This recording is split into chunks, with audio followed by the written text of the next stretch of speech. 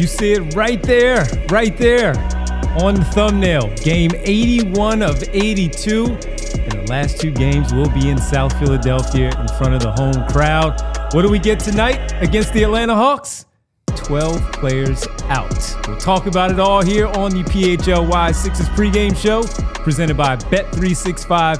Download the Bet365 app. Use code PHLY365 when you sign up. Whatever the moment, it's never ordinary at Bet365. Alongside Rich Hoffman, I'm Devon Givens. Bree is here producing as always. Good to have all of you with us.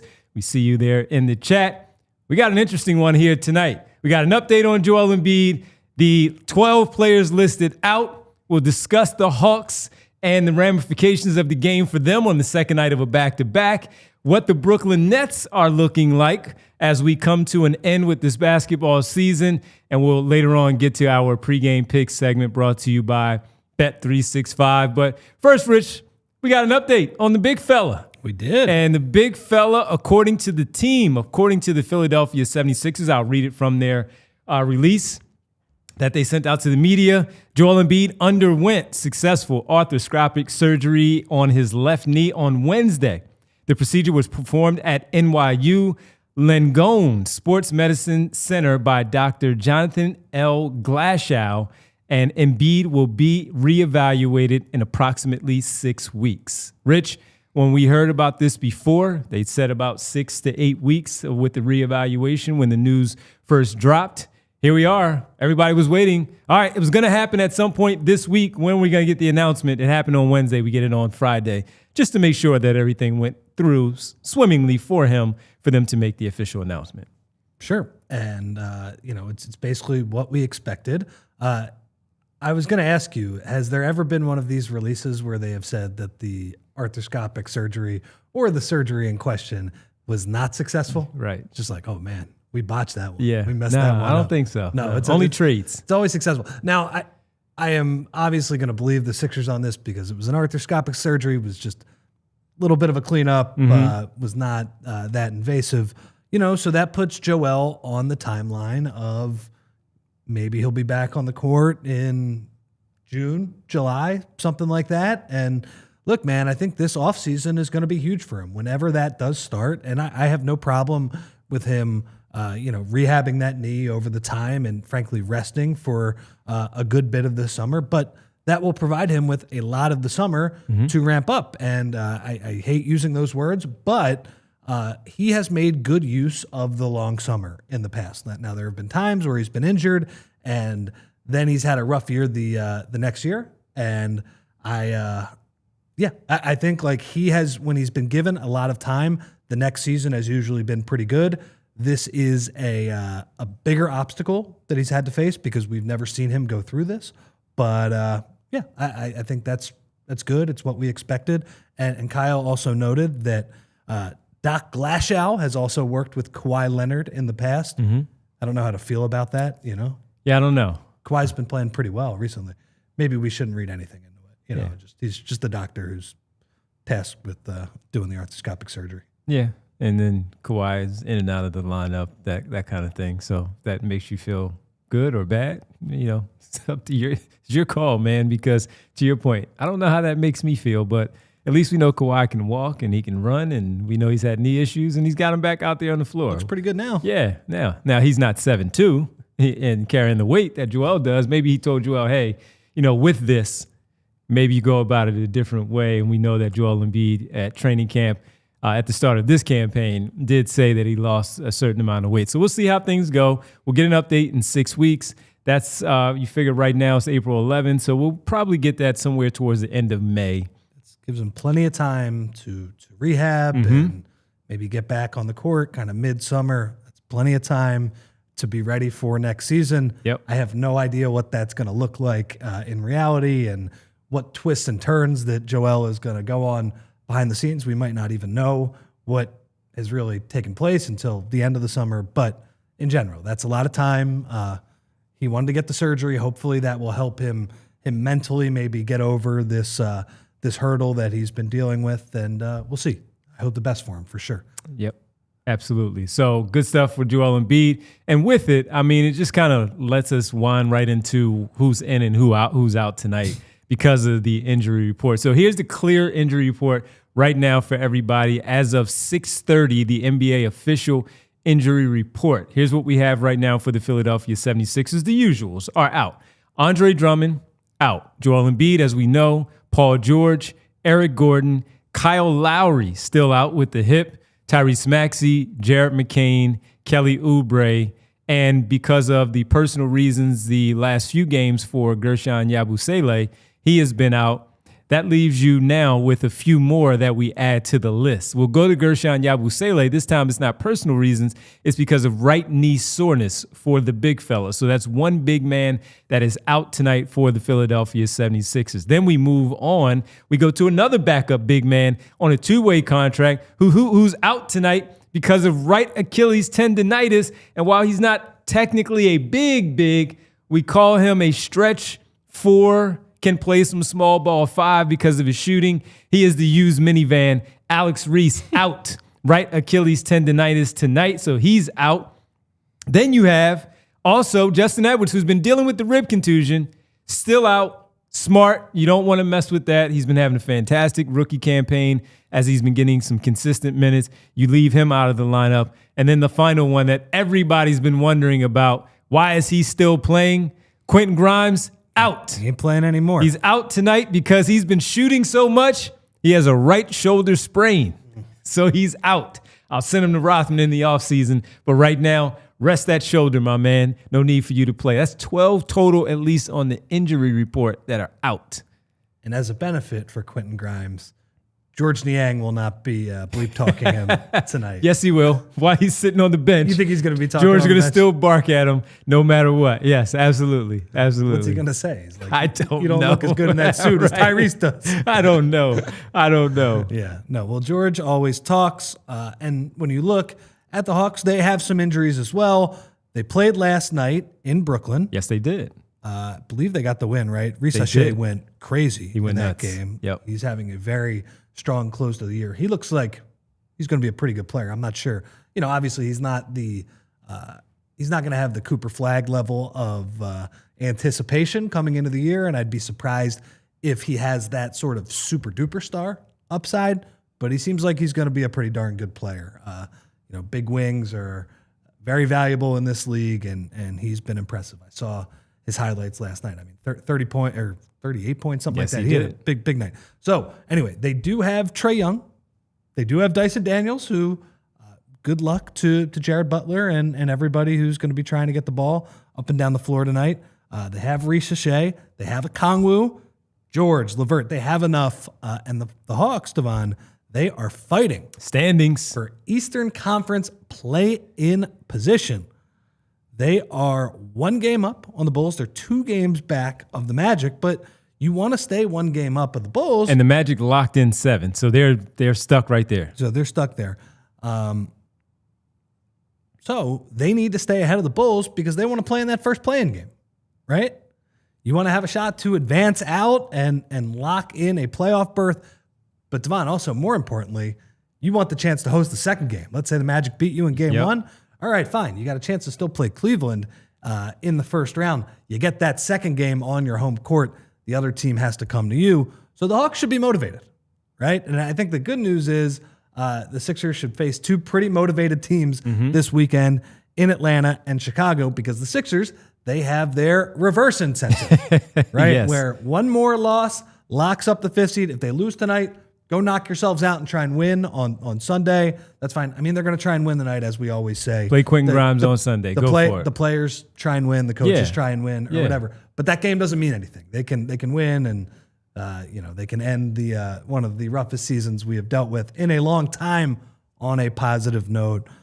Anyway, I expect the Sixers to lose, considering just how undermanned they are, and the Hawks have something to play for and a decent amount of their rotation intact. Yeah, it's crazy, man. So Orlando locks in the 7th seed with 4 in a row that they've won. So they've been having their issues, more recently, but over the last 10 games, they won 8 of 10, and including their last 4. So they've done their job to make sure that they secured that 7th spot, because at one point it was Atlanta right in front of them. Chicago was right there, again, right behind Atlanta for the AC. We were sitting there, and our CHGO folks, our family over there in Chicago, the CHGO Bulls, going nuts that they continue to win. But they found themselves right there in that 8th seed. Now, look, we're not there. We don't know. Our expectations for this season were totally different for the Sixers versus what theirs were for the Bulls. We had a lot of conversations with them in Las Vegas at Summer League, and we all felt the same, being far away. What are they doing? Why are they not just tanking? Why are they trading for Josh Giddey? Well, guess what? Josh Giddey has been tremendous for this basketball team. Zach LaVine, they move on from. Buzelis has been a nice draft pick that they've picked up there. This past draft did not have a lot of buzz coming into it. Some good players, man. There's good players. There might not be a super duper star, but there are a lot of longtime NBA players and good ones too. Yes. Not bench players, starters. And Rich doesn't even know. I was going to ask him to set something up for us on Sunday to talk about in regards to the rookies, because that'll be our last show together. So we'll talk about that off air. We'll have that for you on Sunday. But, Chicago to be in that spot, Atlanta, as you talked about playing last night, they have to win this basketball game, because with Chicago playing Washington tonight, I'm pretty much guaranteeing that they're going to beat Washington tonight. So you don't want to go into a tie there with them tonight by losing to the Sixers, where they could take care of their business, albeit at home against the Washington Wizards. They need to win. And Miami's playing New Orleans.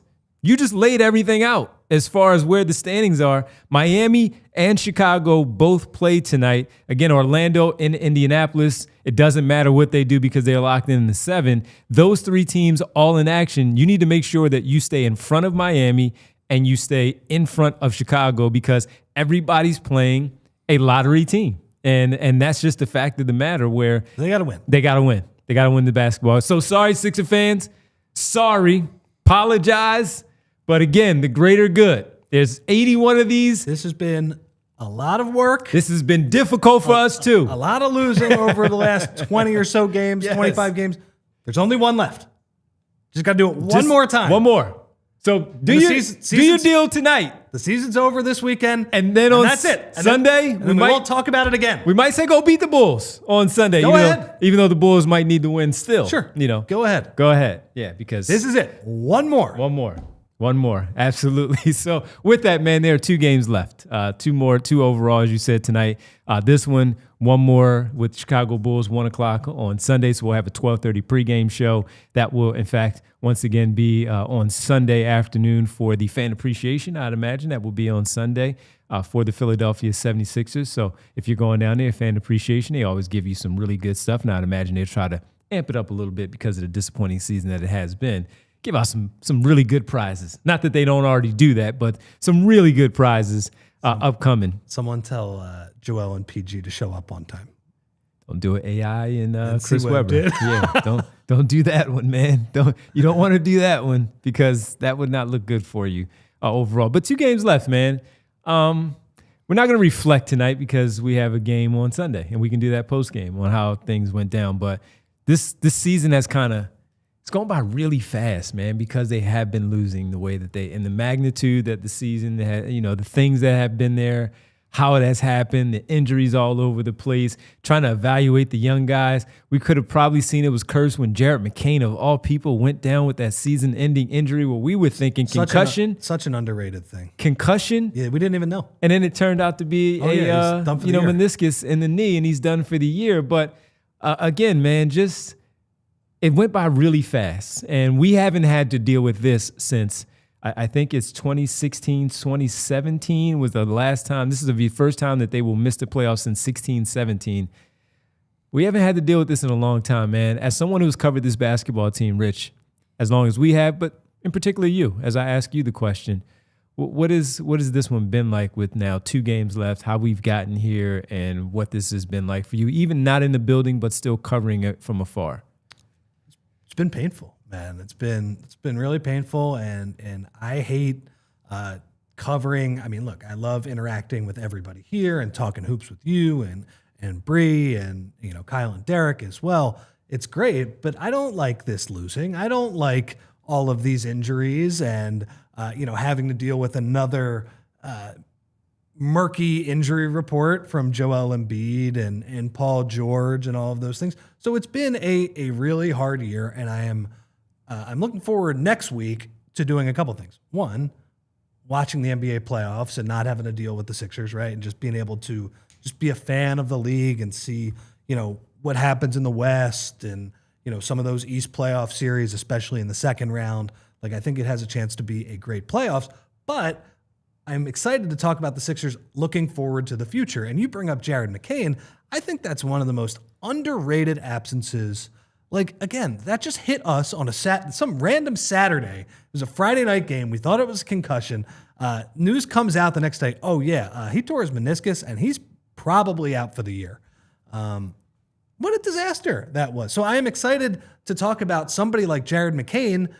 Once we turn the page on this season, and that'll be in the next couple days here, we could talk about Jared McCain is he the starting shooting guard? Are we bringing him off the bench? How's he going to deal with, how's he going to play with Maxey? How's he going to play with Grimes? I think there is enough talent here, even if the Joel question hangs over everything, to talk about this team in a much more positive manner moving forward. So I'm excited to turn the page on this season. You're right.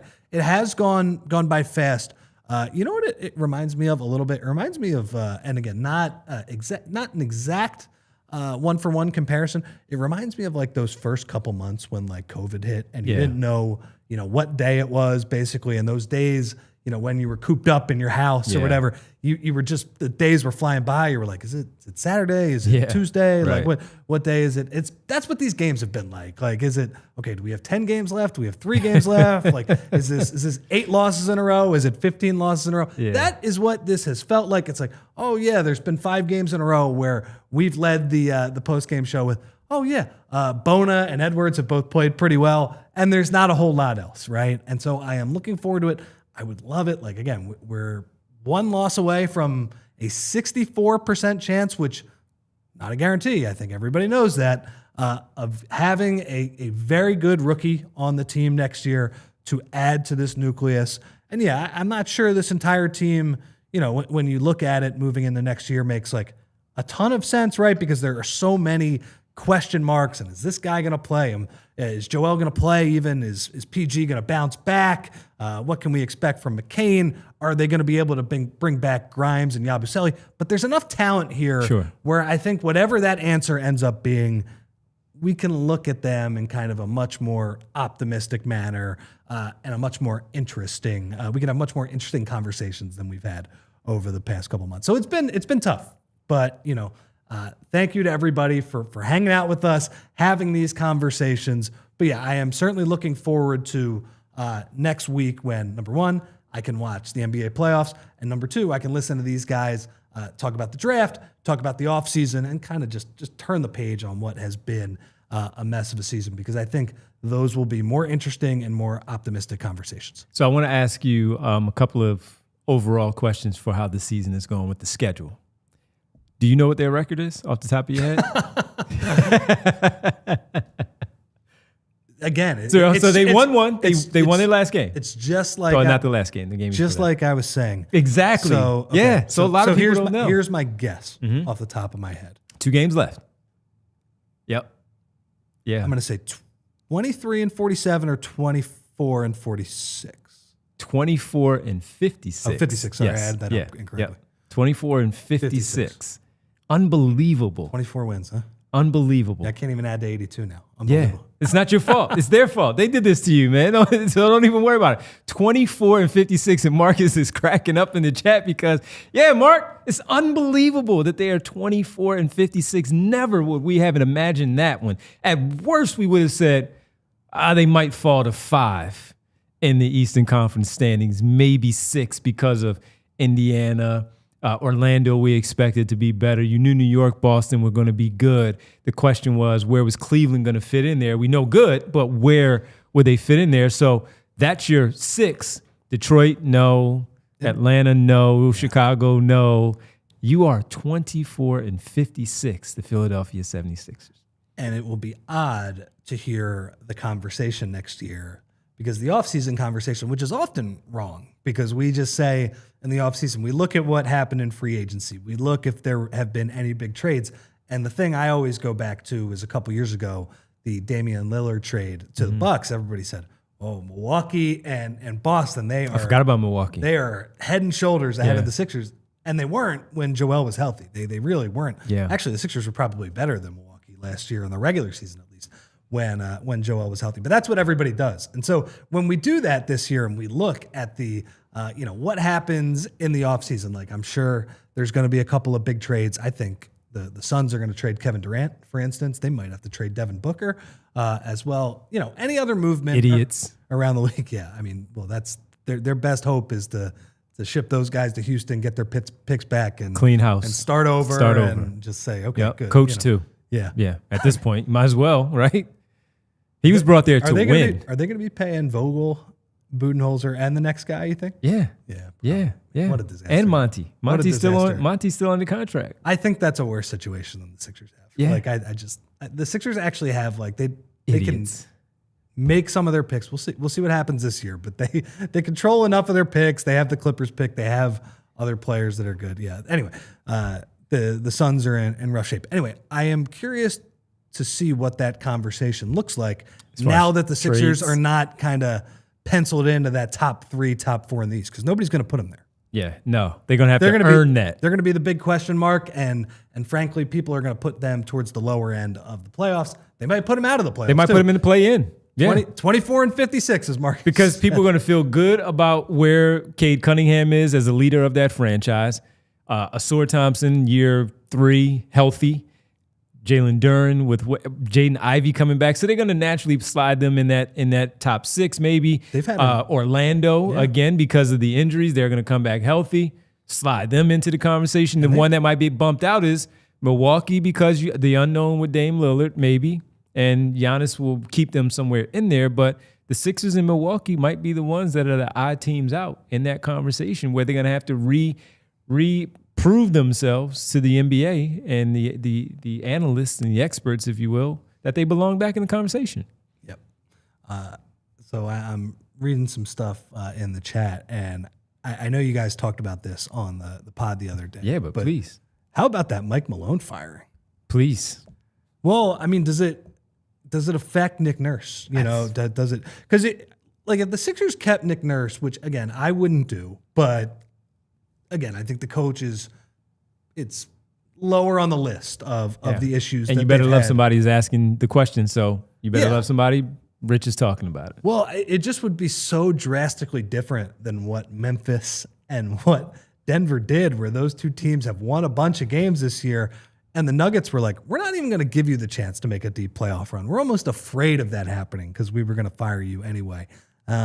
Anyway, I think it'll be very interesting to compare and contrast kind of what happened to Daryl Morey, what happens to Nick Nurse, because, man, the NBA, it just feels like it's lost its mind a little bit with some of these firings. It's outrageous. It's crazy. Yeah. And now they did win their one lone game under Adelman. I'm going Adelman because of the Adelman here. It's Adelman. It really did. It's Rick's son. It really did screw it up, right? Like David Adelman, the Sixers, Right. I guess he's like their 3rd highest owner, and the guy who was tasked with bringing the arena to Center City, which, oops, he has the same name, but I think we realized kind of like I realized like a couple months in, like, oh yeah, it's Adelman. That's how you say it. I kept reading it, and I thought it was David Adelman. But they actually kind of look alike.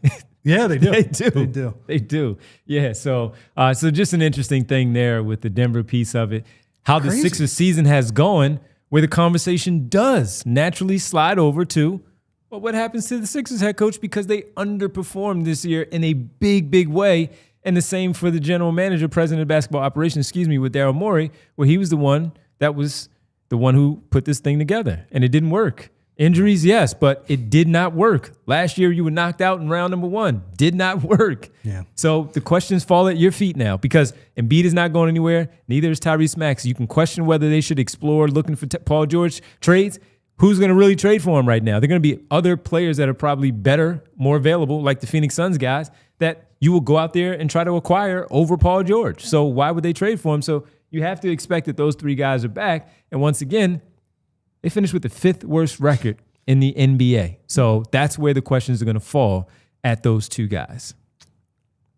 Neil says the Embiid contract is the worst contract in the league. Neil, I will quibble. Bradley Beal. If you want to put it second, I'm not going to fight it. Bradley Beal. Brutal. Yeah. Is absolutely brutal. He has a no trade clause. That makes it Joel even Embiid, worse. when he plays, is good. Yes. So. Bradley Beal plays and he's not good. Yeah. Whether you want to say he's uninterested in playing in Phoenix, guess what, man? You're still getting paid. Anyway. Got a job to do. And they were trying to make it into the postseason. And there's no trade clause. And there's no trade clause. All right, so we'll see. And by the way, like if the Sixers kept Nick Nurse too, that's not something I'm going to like scream about in the offseason too. Because look, he's had injuries. It will just be very interesting to see how they operate compared to the rest of the league, because the rest of the league is crazy right now. Will they on Monday with the exits, will they sit at the table together? When Doc Rivers was let go, they did do a press conference and they were sitting next to each other. And then they let him go. And then they let him go a couple of days later. Well, if that's the precedent, then I think they have to do it. But he didn't do it last year. He was solo, wasn't he? Wasn't Morey solo? After the playoffs? I think he was solo. I think Morey was solo. Yeah, you're right. Yeah. So this year, I'm very curious to see how that plays out if they sit up there together. We'll find out on Monday, exits. And we'll have our show at 3 p.m. all next week. So we'll be here to talk about it right here with you on the PHLY Sixers podcast. Another question, team related. How many times, Rich, just 5-game losing streaks did they have this season? Factor in, they had a 9 and they had a 12. How many times just 5-game losing streaks did they have this season? Just 5. I've said it on the show before. You've heard it. But as you said, so much goes on with this team. How many? 5. 5 different 5-game losing streaks, 1-12 and 1-9 that, of course, are part of those 5s. You double up on the 5 with the 12. And you miss 1 with the 9.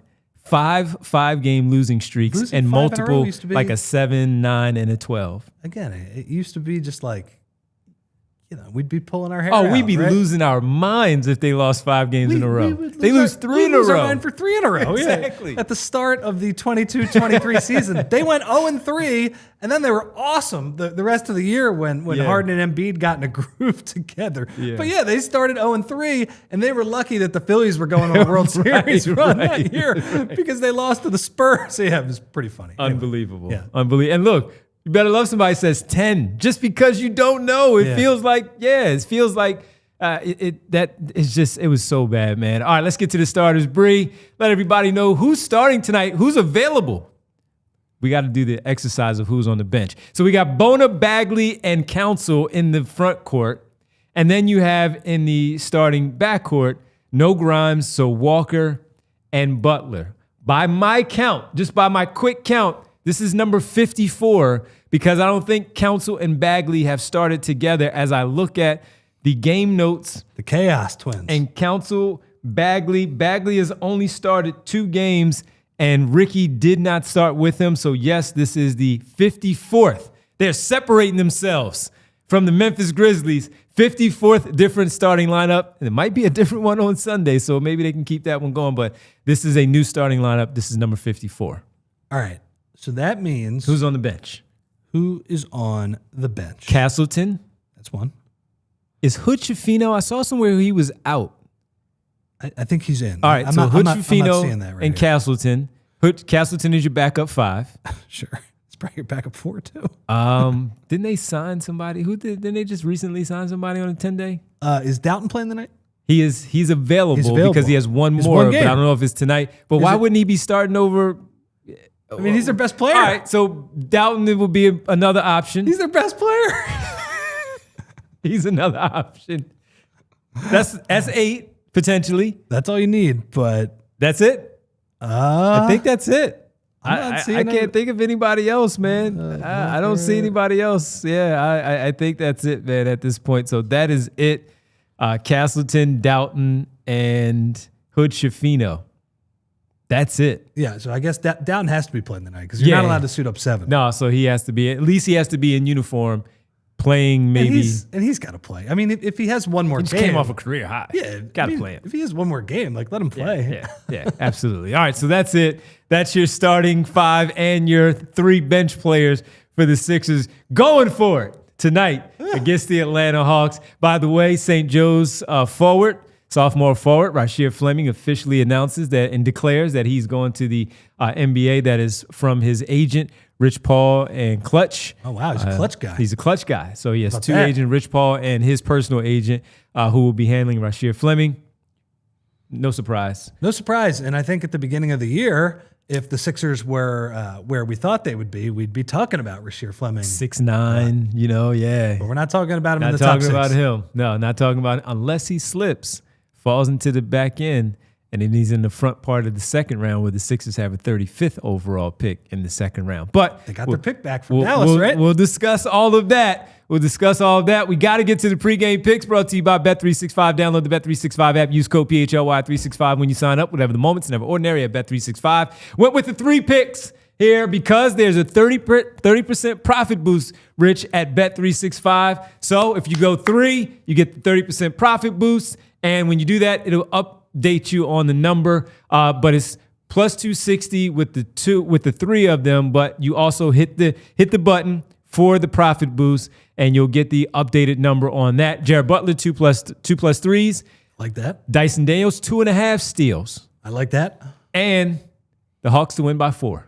I like that too. I like there that you go. most.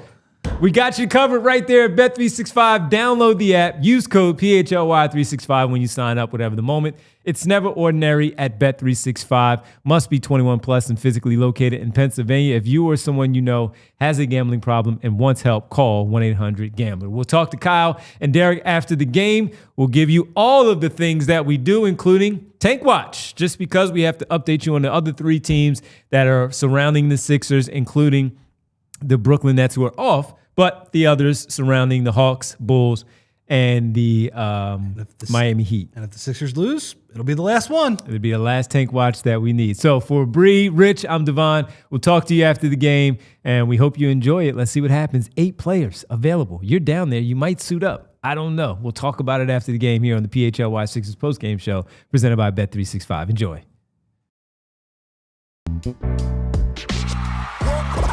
We all silly like the mayor.